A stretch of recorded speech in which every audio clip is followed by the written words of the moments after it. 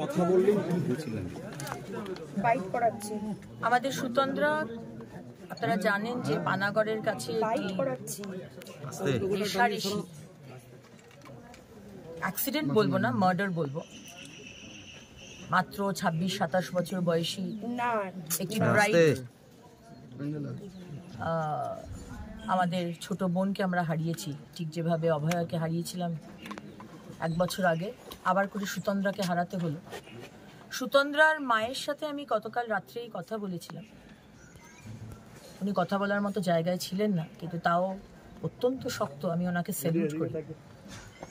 এবং সুতন্দ্রার মা উনি বলেন যে কি ঘটনা হয়েছে, তখনই তারা বডিটাকে নিয়ে এসেছে, ঢুকছে চন্দননগর। এবং তারা বললেন যে গাড়িতে যারা ছিল তাদেরকে সবাইকে আটক করে রেখেছিল কাকসা থানার পুলিশ, 5 জনকে, 4 জনকে, ড্রাইভার এবং পিছনে 3 জন ছিল। তারা যখন জানতে পারে বর্ধমানে এসে কাকসা থেকে বর্ধমান অব্দি তারা বডিটাকে নিয়ে এসছে, আবার করে গাড়ি ঘুরিয়ে তারা গেছে কাকসা থানার ওখানে এবং পুলিশকে জিজ্ঞেস করেছে যে কেন যারা গাড়িতে ছিল তাদেরকে আটক করে রেখেছেন কেন। তারপরে তাদেরকে আবার ছাড়িয়ে তারা যখন রাত্রে বাড়ি ঢুকেছে তখন আমার সাথে কথা হয়েছে।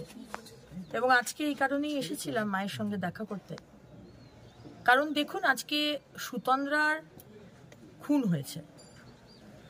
আজকে আমাদের রাজ্যে মহিলা মুখ্যমন্ত্রী, যিনি কদিন আগেই বাজেট হয়েছে, পশ্চিমবঙ্গ ওয়েস্ট বেঙ্গল লেজিসলেটিভ অ্যাসেম্বলিতে বাজেট পেশ করেছে, সেখানে উনি বলেছেন, আমরা বারবার যখন বলেছি যে মহিলাদের সুরক্ষা নিয়ে আপনি কি জিনিস রেখেছেন, উনি বলেছেন স্বাস্থ্যসাথী, এই আমাদের কন্যাশ্রী এবং সবুজ সাথীতে তার বাজেটের মধ্যে ঢোকানো আছে।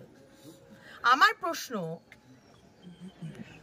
আপনি তার মানে কি বলতে চাইছেন যে আজকে সুতন্দ্রার মতো মেয়েরা, আমরা যারা বাবা মা আমাদেরকে মুখে রক্ত উঠিয়ে পড়াশুনো করিয়েছে, যোগ্য বানিয়েছে, আমরা রাতের বেলায় কাজ করতে বেরোবো না?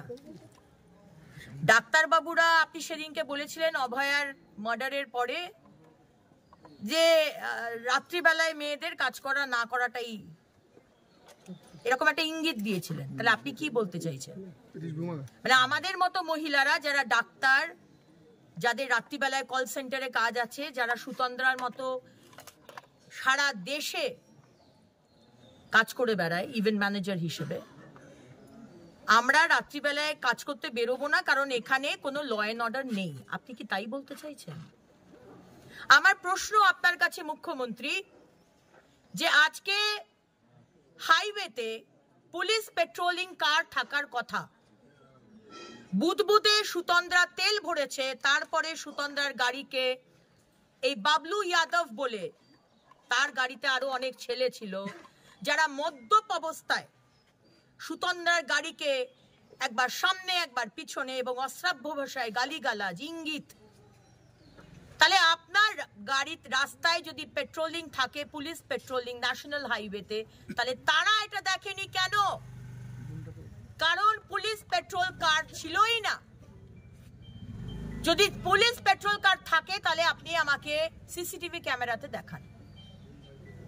পুলিশ পেট্রোল কার, পুলিশ বলছে যদি পেট্রোল কার ছিল, যদি রেশারেশি করছিল, যদি ইফটিজিং করছিল, বিরক্ত করছিল, তাহলে পুলিশের পেট্রোল কার তো ছিল, সেখানে দাঁড়িয়ে যায়নি কেন?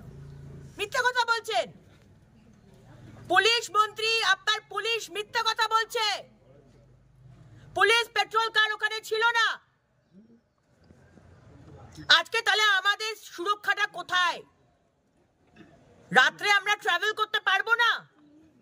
ট্রাভেল করলেই হামলা করে ধর্ষণ করে দেবে, তিতি বিরক্ত করবে, গাড়ি অ্যাক্সিডেন্ট করিয়ে দেবে। আর তারপরে মুখ্যমন্ত্রী, আপনার পুলিশ ঠিক যেরকম অভয়াতে বিনীত গোয়েল তথ্য ধামাচাপা দেওয়ার চেষ্টা করেছেন, এই সুতন্দ্রার কেসেও আমরা দেখতে পাচ্ছি আসানসোল দুর্গাপুর কমিশনারেটের সিপি সুনীল কুমার, তিনিও ঠিক একইভাবে ধামাচাপা দেওয়ার চেষ্টা করছেন।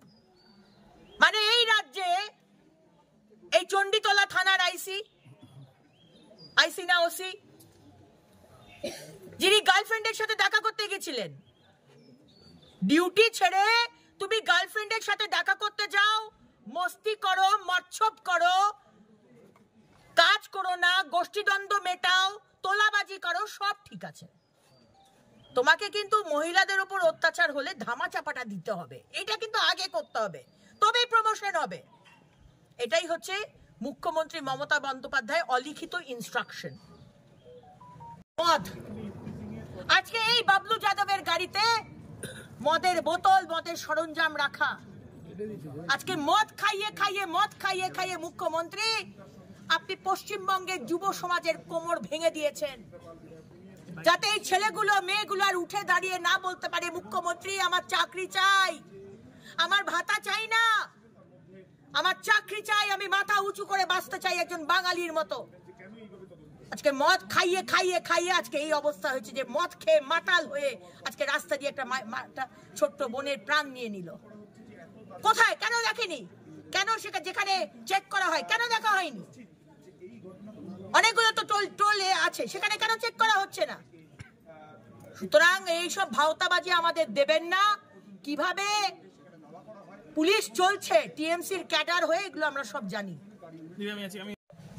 যখনই মহিলাদের উপর অত্যাচার হয়েছে বা পশ্চিমবঙ্গের মানুষের উপর অত্যাচার হয়েছে, ভারতীয় জনতা পার্টি আমরা রাস্তায় নেমে প্রতিবাদ করেছি। আজকে এসেছিলাম মায়ের কাছে জানতে যে এক্স্যাক্টলি ঘটনাটা কি হয়েছে, কারণ অনেক দিক থেকে আমাকে অনেক রকম খবর ফিড করানো হচ্ছিল। কালকে সকালবেলায় 11টার সময় কাকসা থানায় আমি ঘেরাও করব। কাকসা থানার পুলিশ আপনাকে জবাব দিতে হবে। আমরা মহিলারা ধর্ষিতা হওয়ার জন্য পশ্চিমবঙ্গে জন্মাইনি। আপনাদের পুলিশ মন্ত্রী সারদা মা আর আমরা সব ধর্ষিতা হওয়ার জন্য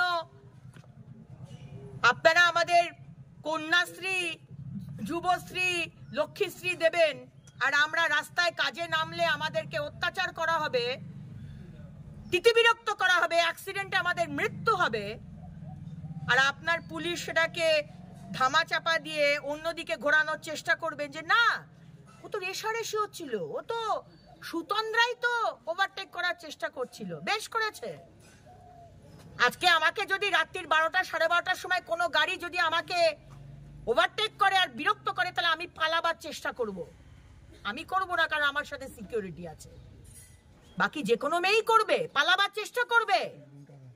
রাস্তায় যদি আপনার পুলিশ পেট্রোল কার্ড থাকতো তাহলে সুতন্দ্রা সেখানে যেত।